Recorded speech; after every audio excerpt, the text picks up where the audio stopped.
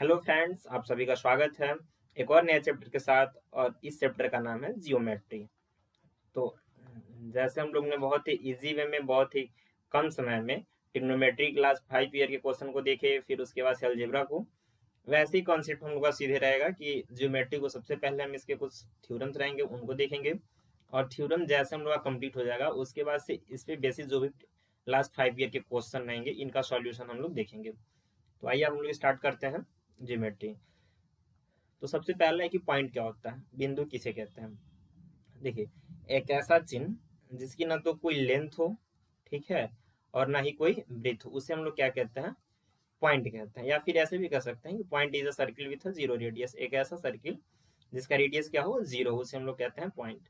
Second है कि line. Line is a set of having only length in a fix direction. Minimum 2 points is required to draw a line. Means जो line होती है, जो रेखा होती है, वो यदि हम पॉइंट के सेट को सिर्फ लेंथ के, मतलब उसका लेंथ के डायरेक्शन में, जैसे मान लीजिए एक पॉइंट है, ऐसे इसके बगल में एक और पॉइंट, फिर एक और पॉइंट, फिर एक और पॉइंट, ऐसे करके, या फिर ऐसे कर सकते हैं एक ऐसा पॉइंट जिसके पास सिर्फ लेंथ हो, ब्रेथ ना हो, ठीक है, और किसी फिक्स डायरेक्शन में वो आगे बढ़ रही हो, तो इसे हम क्या कहते हैं, लाइन कहते हैं। थर्ड है कि रे किसे कहते हैं। तो रे has a fixed starting point but has not a fixed and point. मतलब किरण, इस हिंदी में क्या कहते हैं हम लोग, किरण। किरण का मतलब हो गया ऐसा रेखा, फिर या फिर ऐसी लाइन जिसका एक पॉइंट तो इन, जैसे मान एक ये रेखा हो गया, यदि इसका ये पॉइंट फिक्स है, मीन्स इसे यदि ए मान लेते हैं और यहाँ पे सिंबल बना लेते हैं, ऐसे सिंबल बनाने का मीनिंग ये हुआ कि अभी आगे और बढ़ सकता है, ठीक है। तो एक डायरेक्शन में इसका तो फिक्स है पॉइंट, लेकिन एक डायरेक्शन में इसका क्या क्या पॉइंट फिक्स नहीं है, तो इसे हम लोग क्या कहते हैं, रे कहते हैं, किरण कहते हैं। मीन्स कि एक ऐसी रेखा जिसका एक अंत बिंदु हो, ठीक है, और एक अनंत तक उसको बढ़ाया जा सकता हो, मतलब उसका कोई फिक्स्ड एंड पॉइंट ना हो, उसे हम लोग क्या कहते हैं, रे कहते हैं। ये क्लियर हो गया। हम लोग बढ़ते हैं नेक्स्ट स्लाइड की तरफ। एंगल किसे कहते हैं। तो inclination between two lines is called angle. मतलब दो रेखाओं के बीच, ठीक है, बने झुकाव हम लोग क्या कहते हैं, एंगल कहते हैं। जैसे एक ये हो गया और एक फिर यहाँ से ड्रा करते हैं हम, यहाँ पे एक लाइन, ये ए और ये बी, तो इनके बीच में जो ये झुकाव बन रहा है इसे हम लोग क्या कहते हैं, एंगल कहते हैं, मीन्स कोण कहते हैं। अब देखिए यहाँ पे कह रहा है कि the sum of interior and exterior angle at a line is 180 डिग्री। इसका मीनिंग क्या निकल के आता है कि यदि कोई एक लाइन है, ठीक है, और यहाँ पे जैसे मान लीजिए यहाँ पे कोई एक और लाइन है, तो इस एंगल को हम लोग बोलेंगे इंटीरियर एंगल, और ये क्या हो गया, एक्सटीरियर एंगल। तो यदि एक्सटीरियर एंगल हम मान लेते हैं एक्स और इंटीरियर एंगल को मान लेते हैं वाई, तो इनका जो सम होगा वह किसके इक्वल होगा, 180 की डिग्री, 180 डिग्री की इक्वल होगा। मीन्स किसी भी लाइन पे हमेशा कितने डिग्री का एंगल बनता है, 180 डिग्री का। तो यदि यहाँ से अगर एक लाइन ड्रा कर देते हैं तो इसकी वैल्यू और प्लस में इसकी वैल्यू, इन दोनों के यदि हम लोग ऐड करेंगे तो कितना आ जाएगा, 180 आ जाएगा। क्लियर। अब हम जानते हैं कि एंगल के टाइप्स कितने होते हैं। तो यहाँ पे आपको 3 टाइप्स बेसिकली शो कर रहे हैं। एक्यूट एंगल फर्स्ट हमारा कौन सा है, एक्यूट एंगल। एक्यूट एंगल में क्या बताया है कि इट इज ग्रेटर देन वो 0 एंड स्मॉलर देन 90। मतलब एक ऐसा एंगल जिसकी जो वैल्यू हो, ठीक है, वो 0 से क्या होनी चाहिए, ग्रेटर होनी चाहिए, बट 90 से क्या होनी चाहिए, स्मॉल होनी चाहिए। जैसे 45 हो, 35 हो, ये सब क्या है, 90 से लेस है, 0 से ग्रेटर है, तो एक्यूट एंगल होंगे। Second right angle triangle. तो ऐसा एंगल जिसकी वैल्यू कितनी हो, 90 डिग्री हो, उसे हम लोग क्या कहेंगे, राइट एंगल। ऑब्ट्यूस एंगल, तो कह रहा है कि it is greater then 90 and smaller than 180। एक ऐसा एंगल जिसकी जो वैल्यू हो वो 90 से क्या हो, ग्रेटर हो, बट 180 से स्मॉल हो, छोटी हो, उसे हम लोग कहते हैं ऑब्ट्यूस एंगल। जैसे 91 आ गया, या फिर 93, या फिर 150। तो इसकी एक लाइन में यदि हम समझने का प्रयास करें तो एक्यूट एंगल का मतलब 0 से ग्रेटर हो बट 90 से छोटा हो, एक एक्यूट एंगल हो गया। राइट एंगल 90 डिग्री हो और जो ऑब्ट्यूज होता है वो 90 से ग्रेटर हो बट 180 डिग्री से छोटा हो। क्लियर? लोग बढ़ते हैं नेक्स्ट। टाइप्स ऑफ एंगल ही पढ़े थे, वहां पे हम लोगों ने देखा कि acute angle, right angle, obtuse angle. हम लोग पढ़ते हैं स्ट्रेट एंगल किसे कहते हैं। तो सेकंड स्लाइड में हम लोग डिस्कस किया था किसी लाइन पे कितना एंगल बनता है, 180 डिग्री। यही क्या कहलाता है, स्ट्रेट एंगल कहलाता है। The measurement of straight angle is 180। अब रिफ्लेक्स एंगल की बात कर रहा है सेकंड में, तो it is greater then 180 and less than 360। Reflex angle में बेसिकली आप लोग एक्सटीरियर एंगल के बारे में डिस्कस, मान लीजिए इस एंगल को हम लोग छोड़ दें, ये एंगल कुछ भी हो, लेकिन हम इस एंगल की जब बात करने लगे, ये एंगल का कैसे आता है, ऐसे पहले इसको ए और ये बी, ये यहाँ पे है तो कुछ बनेगा यहाँ पे एंगल, फिर ये यहाँ पे आएगा तो भी यहाँ पे कुछ एंगल बनेगा, अब ये यहाँ पे आ गया तो भी एंगल, अब ये जो ए है यहाँ से, अब ये सीधे ऐसे हो गया तो फिर कुछ एंगल बनेगा ये, और यदि यही ये बी यहाँ पे है, अब ये जो दिख रहा है ये अगर ऐसे हो गया, ठीक है, यहाँ पे ए आ गया तो ये भी कुछ एंगल बनेगा ही। इसी एंगल को हम लोग क्या कहते हैं, रिफ्लेक्स एंगल। तो इसकी जो वैल्यू है वो हमेशा 180 से ग्रेटर होगी बट 360 से क्या होगी, लेस होगी। और कंप्लीट एंगल का मतलब होता है 360। तो किसी पॉइंट की जो कंप्लीट एंगल होती है वो कितनी होती है, 360। नेक्स्ट स्लाइड को देखते हैं हम लोग। एंगल बाइसेक्टर क्या होता है, बेसिकली किसी भी एंगल को यदि उसको दो बराबर भागों में यदि हम लोग डिवाइड कर दें तो उसे हम लोग कहते हैं एंगल बाइसेक्टर। जैसे यहाँ पे हम मान लेते हैं कि यहाँ पे 40 डिग्री एंगल क्रिएट हो रहा है। अब इसके बीच से हम एक ऐसी लाइन यहाँ से खींचते हैं, ड्रॉ कर रहे हैं कि जिसके बाद क्या हो रहा है कि ये भी 20 डिग्री हो जा रहा है और ये भी 20 डिग्री हो जा रहा है, मीन्स इक्वल इक्वल एंगल में क्या हो गया, ये दोनों डिवाइड हो गए। तो जो ये लाइन हम इसको मान लेते हैं ओ, ये बी और ये सी, तो जो लाइन ए ओ ड्रा किया गया है ए ओ, यह एंगल बाइसेक्टर कहलाएगा। क्या कहलाएगा, एंगल बाइसेक्टर कहलाएगा। और किसका एंगल बाइसेक्टर कहलाएगा, तो सी ओ बी का, मीन्स जो सी ओ बी है, ये ओ था, ये सी और ये बी, इसका बाइसेक्टर कौन कहलाएगा, तो ए ओ कहलाएगा। तो एंगल बाइसेक्टर मीन्स एक ऐसी लाइन जो कि एंगल को दो बराबर भागों में विभाजित करे, उसे हम लोग कहते हैं एंगल बाइसेक्टर या फिर कोण समद्विभाजक। क्लियर? बढ़ते हैं नेक्स्ट स्लाइड की तरफ।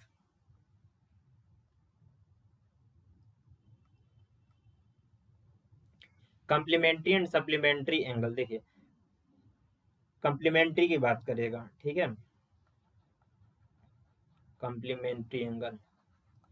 तो कंप्लीमेंट्री एंगल का मीनिंग ये होता है कि ऐसे पेयर्स ऑफ एंगल जिनका सम कितना हो, ऐसे पेयर्स ऑफ एंगल जिनका जो सम हो 90 डिग्री के इक्वल हो। क्लियर?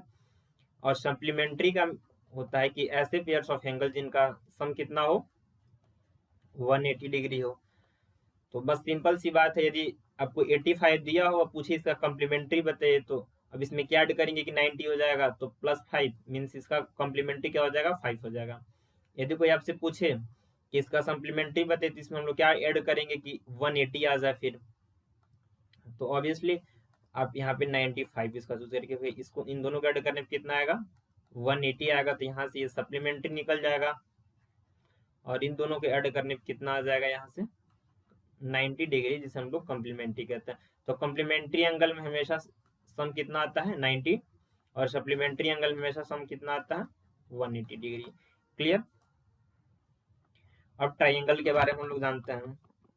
तो ट्राइंगल बेसिकली कहते किसे हैं, तो a figure surrounded by 3 sides is called a, यहाँ पे यदि हम ऐड कर दे क्लोज्ड फिगर, मतलब एक ऐसा बंद आकृति जो कि किन्हीं 3 भुजाओं से घिरा हुआ, उसे हम लोग क्या कहते हैं, त्रिभुज कहते हैं। ऐसे भी कह सकते हैं कि 3 भुजाओं से घिरी हुई बंद आकृति को हम क्या बोल सकते हैं, त्रिभुज बोल सकते हैं, ट्राइंगल बोल सकते हैं। तो ये यहाँ पे ट्राइंगल हो गया। तो इनके जो ये एंगल होंगे आपस में यदि मान लेते हैं ए बी सी, तो जो angle A plus angle B plus angle C, इनकी जो वैल्यू होगी वो 180 डिग्री होगी। क्लियर? ये जो ए का ये पॉइंट और ये बी और ये सी तीनों आप क्या कहलाएंगे? वर्टेक्स कहलाएंगे। इनके पास साइड भी तीन होगा, एक साइड ए बी जो कि ये हो जाएगा, फिर एक साइड ये होगा ए सी और एक साइड ये होगा बी सी, तो ये साइड कहलाते हैं। क्लियर? अब यहाँ पे हम लोगों ने जाना कि यदि उसके इंटीरियर एंगल को आपस में ऐड कर रहे हैं तो 180 आ रहा है। यदि हम एक्सटीरियर एंगल को आपस में ऐड कर रहे हैं तो 360 आता है। एक्सटीरियर एंगल का मीनिंग समझिए। इससे मान लीजिए यहाँ पे एक ट्राइंगल है, तो इसको यदि हम आगे बढ़ा देते हैं और इसको आगे बढ़ा देते हैं और इसको आगे बढ़ा दें, तो यहाँ पे बना ये वाला एंगल यदि हम अल्फा मानते हैं, ये बीटा मानते हैं और ये गामा मानते हैं, तो इन तीनों का जो सम होगा अल्फा बीटा प्लस गामा वह 360 डिग्री आएगा। क्लियर? और इनके अंदर का यदि एंगल पूछा जाए, इसको यदि हम ये मान ले बी और इसको सी, तो यहाँ पे A plus B plus C equals to क्या आ जाएगा? 180 डिग्री आएगा। मीन्स किसी भी ट्राइंगल के एक्सटीरियर एंगल का जो सम होता है 360 होता है और जो इंटीरियर एंगल का जो सम होता है वह 180 डिग्री होता है। क्लियर? अब यहाँ पे कि interior and exterior angle of a triangle, तो अभी हम लोग पिछले स्लाइड में हम लोगों ने देखा है कि उसके इंटीरियर एंगल का सम कितना होता है? 180 और एक्सटीरियर एंगल का सम कितना होता है? 360। इसमें कॉन्सेप्ट था कि जैसे मान लीजिए ऐसे ट्राइंगल है, इसके ये आपका बी है और ये ए है और ये सी है, और यदि इसकी वैल्यू आपसे पूछी जाए, मान लीजिए इसको यदि हम अल्फा मान लेते हैं, तो यहाँ पे जो अल्फा होगा एंगल अल्फा वह किसके इक्वल होगा? Angle B plus angle C के। क्लियर? यदि यहाँ पे इसको यदि हम बीटा मान लेते हैं, तो एंगल जो बीटा होगा तो इसके अपोजिट डायरेक्शन में जो इंटीरियर एंगल है ट्राइंगल के उसके सम के इक्वल होगा, means angle A plus angle B. यदि इसको हम गामा मान लेते हैं, तो एंगल गामा इक्वल्स क्या हो जाएगा? Angle A plus angle C. इसका मीनिंग क्या है वो समझिए। इससे मान लीजिए ऐसे एक ट्राइंगल दिया गया है, इसकी वैल्यू दे दी गई है 30 और इसकी 32, और इसकी वैल्यू आपसे पूछ दी जाए कि इसकी वैल्यू कितनी होगी, तो जिस ट्राइंगल के जिस एक्सटीरियर एंगल का वैल्यू आपसे पूछा जाएगा उसके जस्ट बगल वाले इंटीरियर एंगल को हम लोग छोड़ देंगे, बाकी जो शेष बच जाते हैं रिमेनिंग जो टू इंटीरियर एंगल बन जाते हैं उसको आपस में ऐड कर लेते हैं। जैसे ये एंगल पूछ रहा है, मीन्स इसमें क्या पूछ रहा है? बीटा पूछ रहा है। बीटा का वैल्यू हम क्या देखें? एंगल ए एंगल बी, इसके अपोजिट डायरेक्शन में इस एंगल को और इस एंगल को आपस में ऐड कर देने से आ जाएगा। तो यहाँ पे इसका वैल्यू कितनी जाएगी? 30 प्लस 32 मीन्स 62। एक्सटीरियर एंगल की वैल्यू आ गई। वैसे ही कोई और ट्राइंगल आप यहाँ पे दिया गया हो, इसकी वैल्यू पूछ दे, तो इसको और इसको आपस में ऐड करके एक्सटीरियर एंगल की वैल्यू फाइंड आउट कर सकते हैं। Vertically opposite angle, when two line intersect the opposite angles found by them are called vertically opposite angle. ये दो लाइन यदि कहीं भी आप एक दूसरे को क्रॉस करते हैं तो उनके अपोजिट में बने एंगल आपस में क्या होंगे? इक्वल होते हैं, जिन्हें हम वर्टिकली अपोजिट एंगल कहते हैं। यदि यह थीटा है, ठीक है, तो ये भी कितना होगा? थीटा। तो ये कितना हो जाएगा? या फिर ये अगर थीटा है तो ये कितना हो जाएगा? 180 माइनस थीटा। ये भी 180 माइनस थीटा। कैसे होता है देखिए, जैसे मान लीजिए ये हो गया और ये, इसको ऐसे न लेके हम लोग ऐसे समझते हैं। एक सेकेंड, एक एंगल इससे लेते हैं और एक ये। अब देखिए हम अभी रेड वाली की बात करें तो इस पे कितना एंगल उल्टा बनेगा? 180 डिग्री। यदि हम इसको थीटा मान लिए, सिर्फ इसको इसको यदि हम थीटा मान लिए, ये एंगल थीटा है, तो अब ये तो थीटा हो गया। टोटल 180 है तो ये कितना हो जाएगा? 180 माइनस थीटा। क्लियर? अब देखिए हम ब्लैक वाले भी देखते हैं, तो ये जो ब्लैक लाइन दिख रही है, तो अब हमको पता है कि ये 180 माइनस थीटा है। ठीक है, तो ये कितना हो जाएगा थीटा, क्योंकि तभी तो ऐड करने पे आएगा 180 माइनस थीटा। तो ऐसे ये हो गया, तो फिर ये भी कितना हो जाएगा 180 माइनस थीटा। क्लियर। तो अगर ऐसे कोई दिया हो फिगर, इसकी वैल्यू यदि 45 दी गई हो, इसकी वैल्यू आपसे पूछ दे, तो सिंपल सीधे आप बताएं कितना हो जाएगा 35, सॉरी 135, क्योंकि दोनों के ऐड करने पे कितना आना चाहिए 180 आना चाहिए। टाइप्स ऑफ ट्राइंगल, देखिए हम लोग ट्राइंगल को एक तो बांटते हैं उसके साइड के बेस पे, और फिर उसके एंगल के बेस पे उसे हम लोग डिवाइड करते हैं। तो साइड के बेस पे कौन है, इक्विलेटरल, इक्विलेटरल, आइसोस्केल्स और स्केलन ट्राइंगल, ये इसके साइड पे हो गया, साइड के बेस पे। अभी एंगल वाला हम लोग नेक्स्ट स्लाइड में देखेंगे, पहले इसको हम लोग आराम समझ लेते हैं। इक्विलेटरल ट्राइंगल का मतलब एक ऐसा ट्राइंगल जिसके सभी साइड आपस में क्या हो, इक्वल हो। जैसे आपको ये फिगर में दिख रहा है यहाँ पे, ये ए बी सी है, तो ए बी की जो वैल्यू है A B equals to B C और सी ए, ये आपस में क्या होंगे, इक्वल होंगे, और इसे हम लोग क्या कहेंगे, इक्विलेटरल ट्राइंगल। और इक्विलेटरल ट्राइंगल में जो प्रत्येक एंगल होते हैं कितने डिग्री के होते हैं, 60 डिग्री के। सेकेंड है आइसोस्केल्स ट्राइंगल। तो आइसोस्केल्स में ये होता है कि ऐसा ट्राइंगल जिसके मिनिमम टू क्या कहते हैं, साइड आपस में क्या हो, इक्वल है। जैसे इसमें ए बी और ये ए सी आपस में क्या है, इक्वल है। ये और ये आपस एंगल में एंगल सॉरी साइड क्या है, आपस में इक्वल है। तो जब साइड आपस में इक्वल होते हैं तो उनका अपोजिट डायरेक्शन में बने एंगल भी आपस में क्या होते हैं, इक्वल होते हैं। जैसे ये ए बी है, तो इसके सामने बना एंगल सी, और ये क्या है ए सी, तो इसके सामने एंगल बना बी। तो आपस में दोनों आपस में क्या होंगे, इक्वल होंगे, means angle C equals to angle B.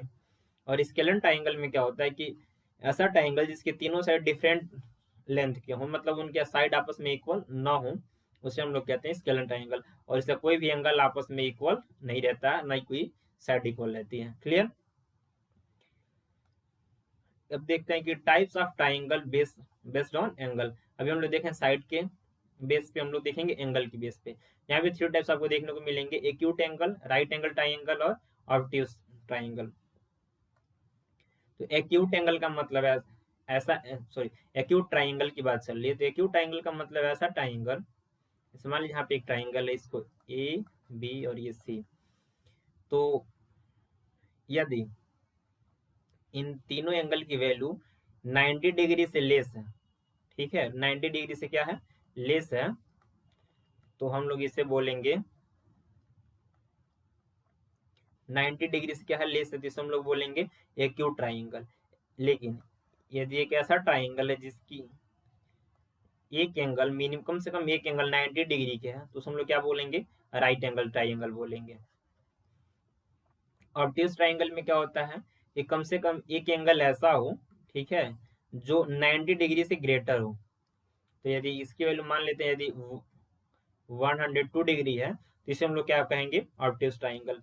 तो एक्यूट एंगल में तीनों 90 डिग्री से लेस होने चाहिए, तीनों angle 90 degree. Right angle triangle में कम से कम एक 90 डिग्री के बराबर होना चाहिए। ऑब्ट्यूज ट्राइंगल में कम से कम एक 90 डिग्री से ग्रेटर होना चाहिए। क्लियर। ये हो गया ट्राइंगल के बारे में। हम लोग बढ़ते हैं अगले स्लाइड की तरफ। Parallel lines and perpendicular lines क्या होते हैं। तो यदि दो लाइन ऐसे हों जो कभी आपस में मिले ही ना, और उनकी बीच की जो डिस्टेंस हो हमेशा इक्वल हो, किसी भी पॉइंट पे क्या हो, इक्वल हो, तो इसे हम लोग क्या कहते हैं, पैरेलल लाइंस कहते हैं।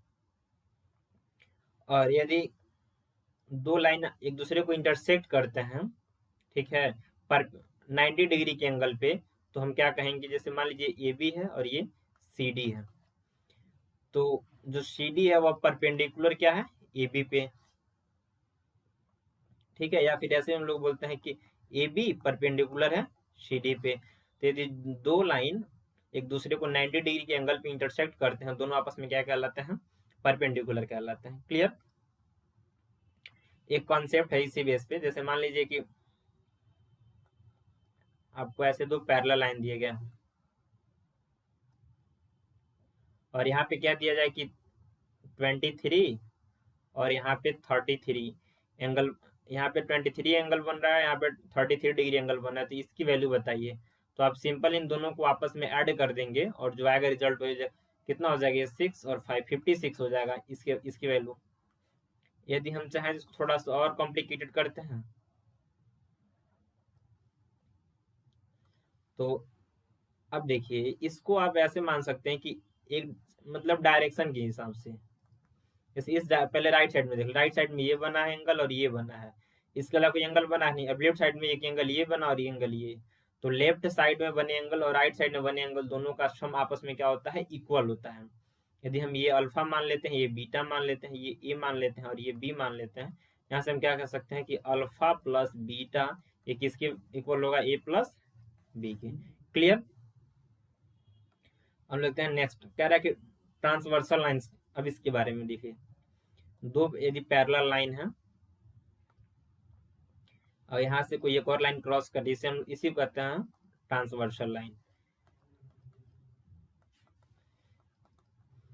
अब इसमें कुछ एंगल्स होते हैं, कुछ जैसे कॉरेस्पॉन्डिंग एंगल किसे कहते हैं, अल्टरनेट एंगल्स, कोइंटेरियर। तो यहाँ पे आप देखेंगे कि कॉरेस्पॉन्डिंग एंगल की बात कर रहे हैं, तो इसके यहाँ पे 1 दिया गया, यहाँ पे 5, ये आपस में क्या होंगे, कॉरेस्पॉन्डिंग होंगे। वैसे 3 और ये 8, सॉरी 4 और 8, 3 और 7, 2 और 5, ये आपस में कॉरेस्पॉन्डिंग एंगल्स हैं। क्लियर। अल्टरनेट एंगल क्या होता है, तो यहाँ पे जो एंगल बन रहा है और ये आपस में अल्टरनेट एंगल कहलाते हैं। तो इसका अल्टरनेट ये हो गया, यदि इसका अल्टरनेट पूछा जाए तो फिर ये वाला एंगल होगा, यदि इसका अल्टरनेट पूछा जाए तो ये वाला होगा। क्लियर। ऐसे इसमें होते हैं। हाँ, एक चीज आपको ध्यान रखने वाली बात है कि जो भी यहाँ पे जैसे मान लीजिए कि ऐसे दो पैरेलल लाइंस हैं, तो ये एंगल और ये एंगल, इन दोनों का आपस में सम 180 डिग्री होगा। या फिर ये एंगल ले लीजिए और ये एंगल ले लीजिए, इनका सम आपस में कितना होगा, 180 होगा। क्लियर।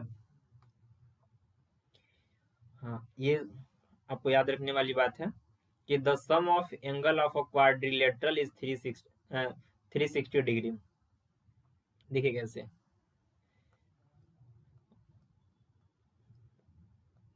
किसी भी क्वाड्रिलेटरल का जो इंटीरियर एंगल का जो सम होता है वह 360 डिग्री होता है। इतना पता है, यदि इसकी वैल्यू आपको मिल जाए ए और ये बी और ये सी, तो जो इसकी वैल्यू है वो ए प्लस बी प्लस सी इसके इक्वल होगा। या इसी फिगर को हम चाहते हैं ऐसे बना सकते हैं, ए बी सी और डी। यहाँ भी तो आपको दिखेंगे 4 साइड, 1 साइड, 2 3 4, ये भी एक प्रकार का क्वाड्रिलेटरल है। तो यहाँ पे इसकी वैल्यू और इसकी वैल्यू दी गई है ए बी डी की, और आप सी पूछ देते हैं, एंगल सी क्या हो जाएगा, angle A plus angle B plus angle D. Clear.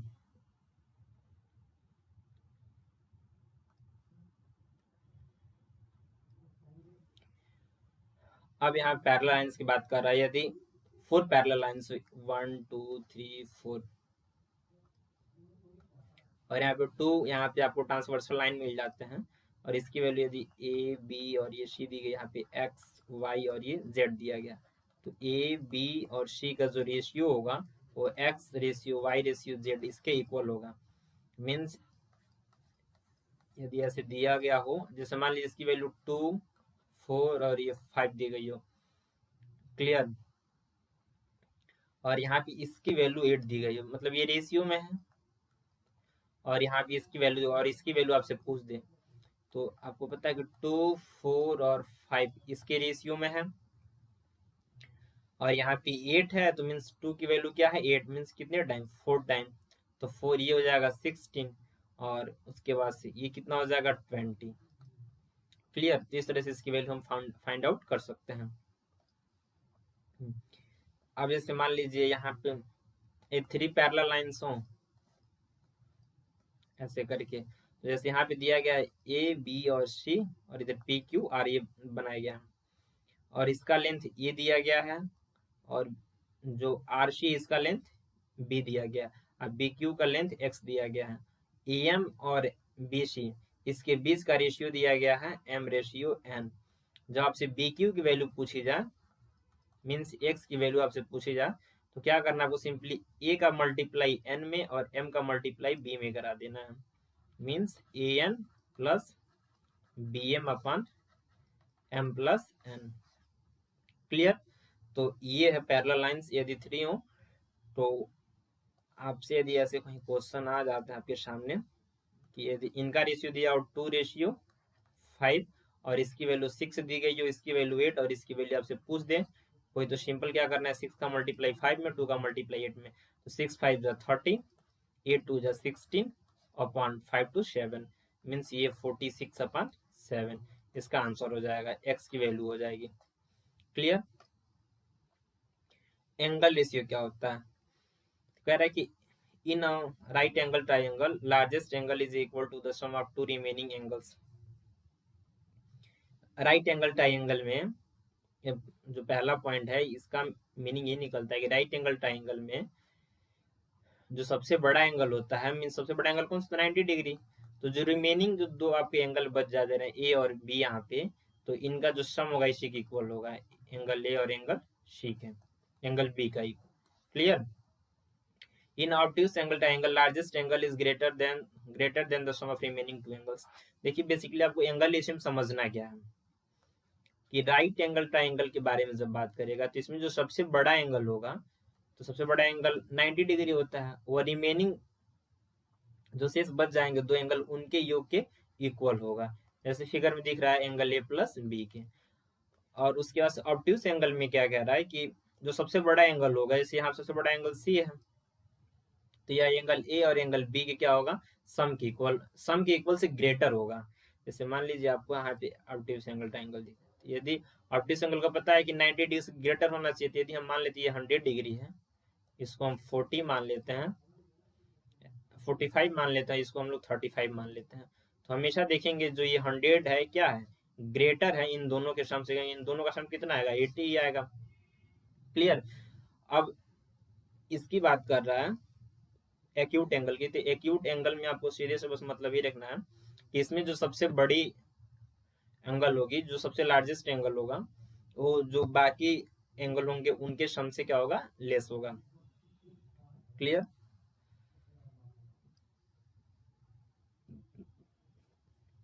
Concept of triangle कह रहा है कि in any triangle the side opposite the largest angle will be the larger and the side opposite to the smallest angle will be smaller. इसका meaning ये हुआ, ये कोई भी ट्राइंगल आपको दिया गया हो, तो जो साइड सबसे बड़ी दिखेगी उसके अपोजिट डायरेक्शन में बने एंगल सबसे क्या होगा, बड़ा होगा। इसको हम ऐसे समझाते हैं, जैसे मान लीजिए यहाँ पे एक ये आपको देखने में, इसको ए बी और ये सी मान लेते हैं, देखने में पता है कि ए सी सबसे बड़ी भुजा है, इसमें दिख रही है सबसे बड़ी साइड, तो इसके अपोजिट डायरेक्शन में बना एंगल जो बी होगा क्या होगा, ग्रेटर होगा, सबसे बड़ा होगा। क्लियर। उसके बाद दिख रहा है कि बी सी है, ए सी से थोड़ा छोटा बी सी है, मीन तो इसके अपोजिट डायरेक्शन में बना एंगल ए, इसके पास इसका नंबर आ जाएगा एंगल ए का, और इससे भी बड़ा क्या हो जाएगा, फिर एंगल सी से भी क्या हो जाएगा, ये बड़ा हो जाएगा। तो ऐसे होगा, मीन्स जो एंगल बड़ा होगा उसके सामने वाली जो भुजा होगी भी बड़ी होगी, जो भुजा बड़ी होगी उसके सामने वाला एंगल मीन्स कोण भी बड़ा होगा। Concept of side of triangle. देखिए यहाँ पे in a triangle, in right angle triangle square of larger side is equal to the sum of the square of the remaining two sides. Means यदि right angle triangle की बात करें तो उसमें जो सबसे बड़ी भुजा होती है, लार्जर साइड होता है, उसका स्क्वायर, जिसे हम लोग कर्ण कहते हैं, हाइपोटेनियस कहते हैं, उसका जो स्क्वायर रहता है बाकी जो दो साइड है उनके स्क्वायर के इक्वल होता है। लेकिन यदि हम एक्यूट एंगल की बात करें तो जो सबसे बड़ी भुजा रहती है, जैसे ये एंगल आप ट्राइंगल आपके सामने दिख रहा है। क्लियर। तो यदि हम इसे मान लेते हैं कि जो एंगल सी है, तो इसमें पहले डिसाइड करें कि एंगल सी लार्जेस्ट है, तो जब एंगल सी लार्जेस्ट, इसके सामने की भुजा ये लार्जेस्ट सबसे बड़ी होगी, तो जो सबसे बड़ी भुजा का स्क्वायर होता है वह अन्य दो भुजाओं के स्क्वायर से के सम से क्या होता है, लेस होता है, छोटा होता है। तो बी स्क्वायर प्लस ए स्क्वायर इससे लेस होगा। यदि सबसे बड़ी भुजा जो सी स्क्वायर, यदि ये बड़ी हो जाए तो बाकी दो भुजाओं से, तो वो कौन सा एंगल होगा? ऑब्ट्यूस एंगल होगा, means obtuse angle, sorry obtuse triangle होगा। तो ऑब्ट्यूस ट्राइंगल में क्या होगा? सबसे बड़ी भुजा का स्क्वायर शेष अन्य दो भुजा की स्क्वायर से बड़ा है, तो ऑब्ट्यूस ट्राइंगल होगा। यदि छोटा है तो फिर एक्यूट होगा, यदि बराबर है तो राइट एंगल ट्राइंगल होगा। एरिया ऑफ अ ट्राइंगल, तो बेसिकली अभी जैसे जैसे लेक्चर आते जाएंगे तो हम लोग उसमें विभिन्न तरीकों से देखेंगे कैसे एरिया निकाला जाए। बेसिकली यहाँ पे जो मेन फॉर्मूला होता है, जो बेसिक फॉर्मूला है, वो हीरोन्स फॉर्मूला होता है। हीरोन्स फार्मूला से निकालते हैं रूट में करके, ये S, S minus A, S minus B, S minus C. A B C क्या है? तो यहाँ पे आपको दिख रहे हैं कि ये साइड ट्राइंगल के, और एस क्या होता है? तो सेमी पैरामीटर होता है। तीनों साइड को आपस में ऐड कर लीजिए और 2 से डिवाइड कर दीजिए, वही एस की वैल्यू हो जाएगी। एक ये हो गया। या फिर यदि कोई आपको, जैसे यहाँ पे ये ट्राइंगल है, इसे हम ए मान लेते हैं, इसे बी मान लेते हैं, इसे सी मान लेते हैं। इसकी ये जो लेंथ है, परपेंडिकुलर हाइट 90 डिग्री का एंगल होना चाहिए यहाँ पे। यदि यह h1 है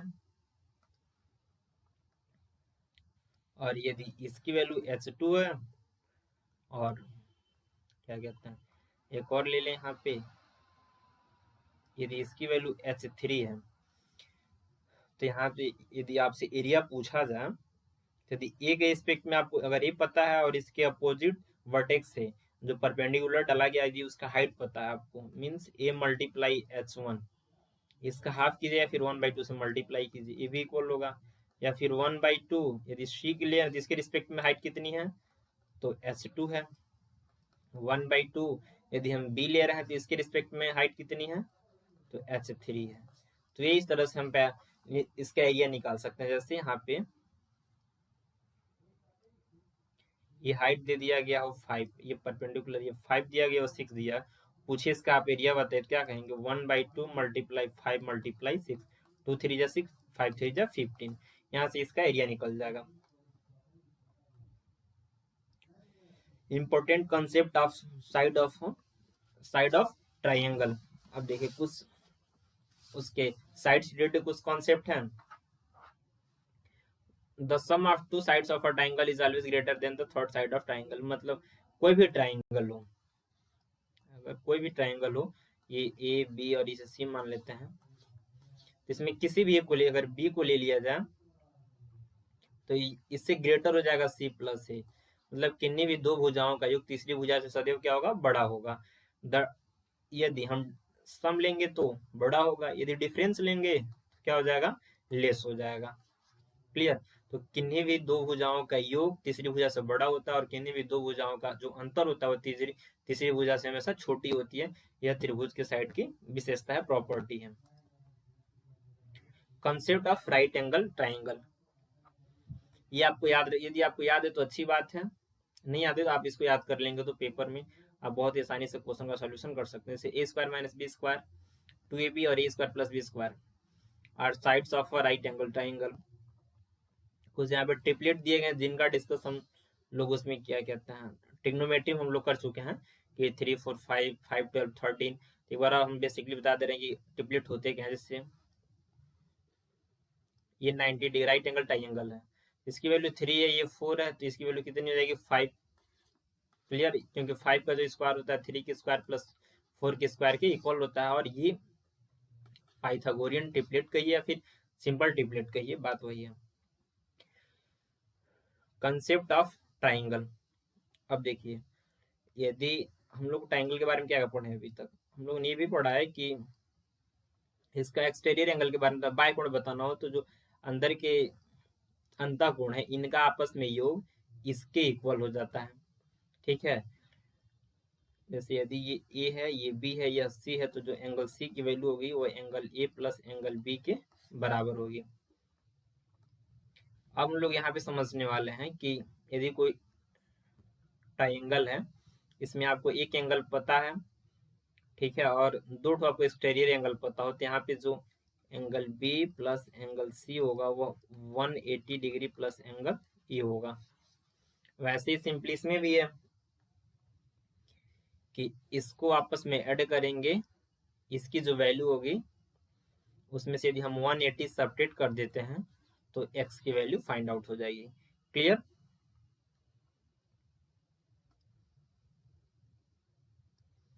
बाइसेक्टर रूल ऑफ ट्राइंगल, ये इसमें क्या होता है कि जैसे एक यहाँ पे आपको ट्राइंगल दिख गया यहाँ पे, तो एक हम इंटीरियर एंगल बाइसेक्टर लेते हैं, ठीक है, इसके ये बी मान लेते हैं, इसे ए मान लेते हैं, इसे सी मान लेते हैं, और एक ये जो एक्सटीरियर एंगल सी पे बन रहा है इसका हम एंगल बाइसेक्टर लेते हैं।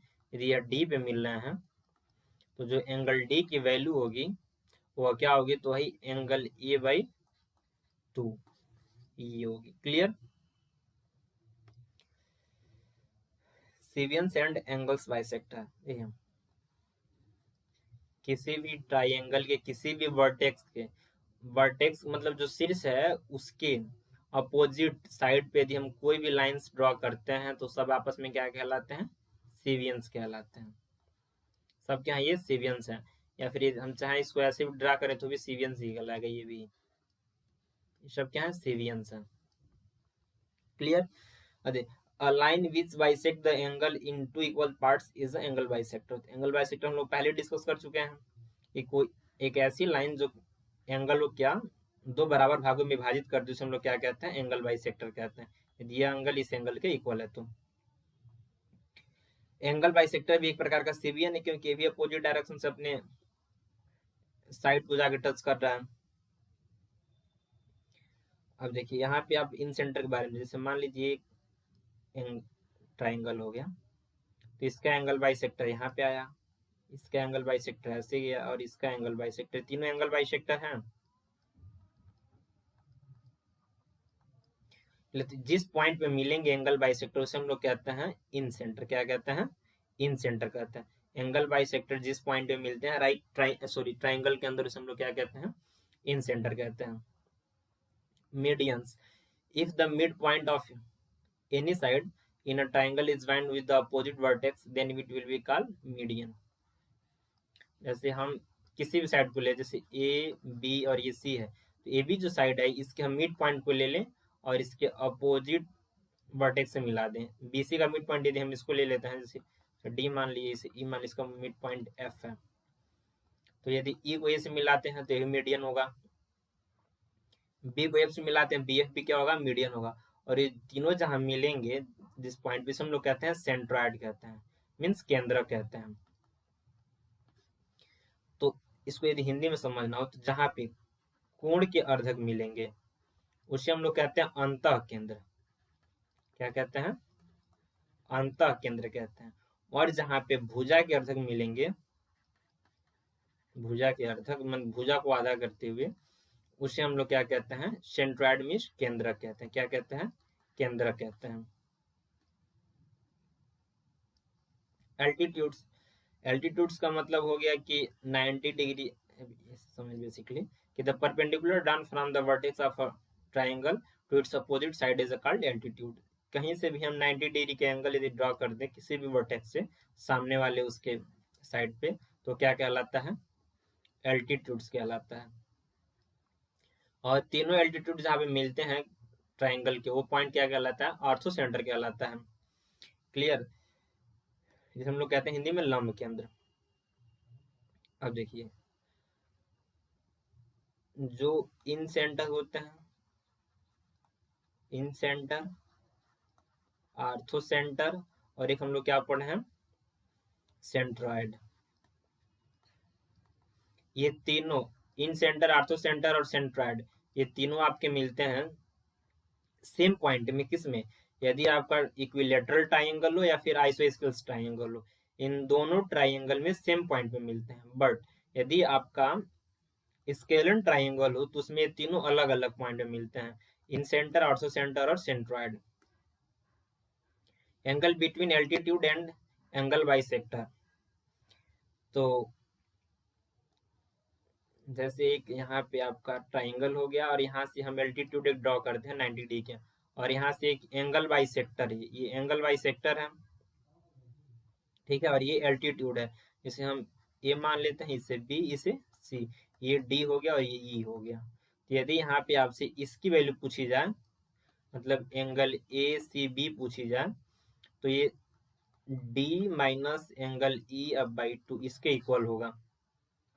जैसे यहाँ पे दिया गया है, इसकी वैल्यू पूछी जाए, थीटा की वैल्यू पूछी जाए, तो इस एंगल यदि थीटा डैश है और ये थीटा डबल डैश है, तो थीटा की जो वैल्यू वो theta dash minus theta double dash by 2 इसके इक्वल होगी।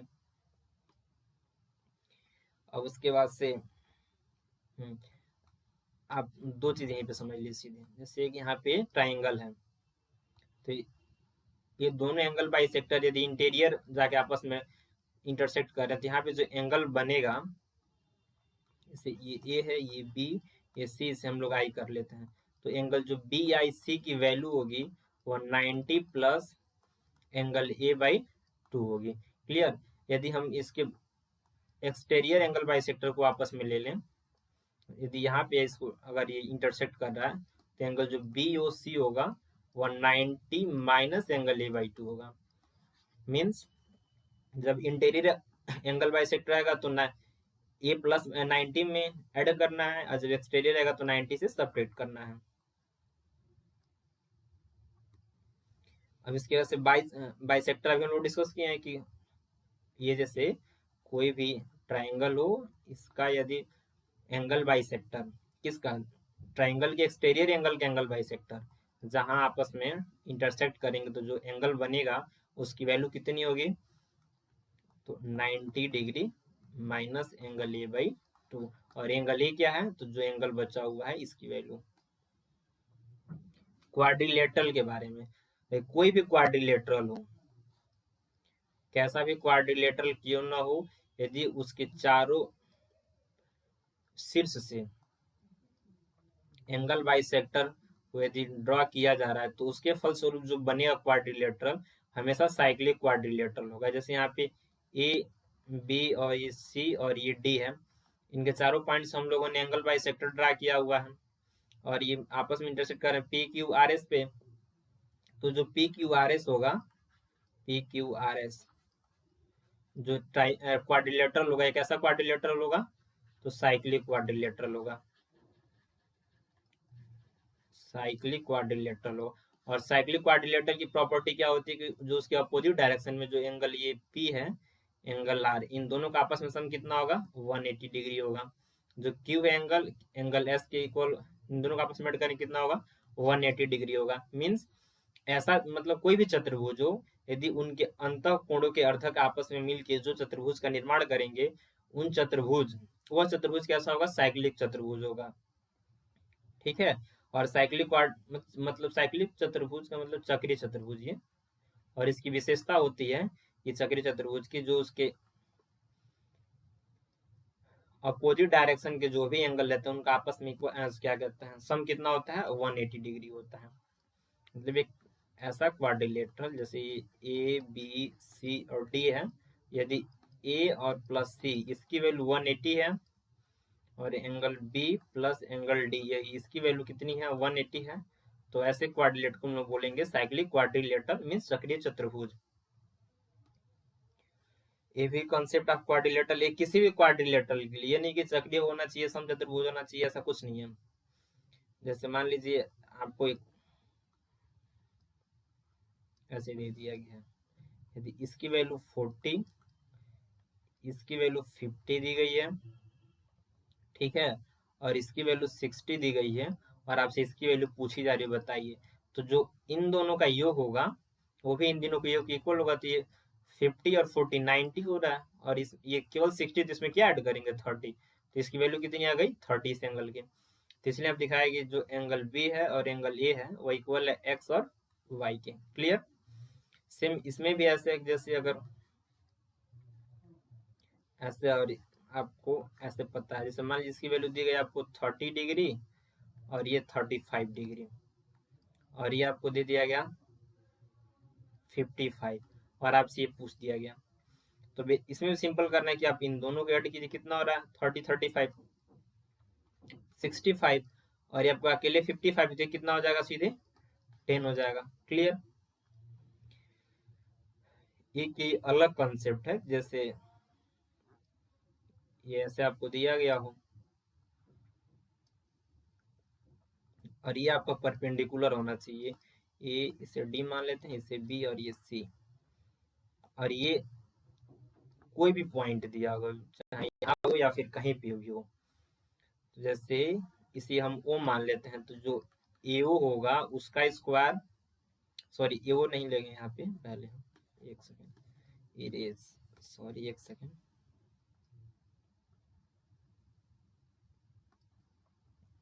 तो यहाँ पे जो ए बी होगा, ए बी और इसका स्क्वायर मीन्स ए बी का स्क्वायर प्लस ओ सी का स्क्वायर इक्वल होगा किसके, ए सी के स्क्वायर और ओ बी के स्क्वायर, ए सी का स्क्वायर प्लस ओ बी के स्क्वायर के इक्वल होगा ये। क्लियर? इस पे हम लोग एक क्वेश्चन भी देख लेते हैं इस बेस पे।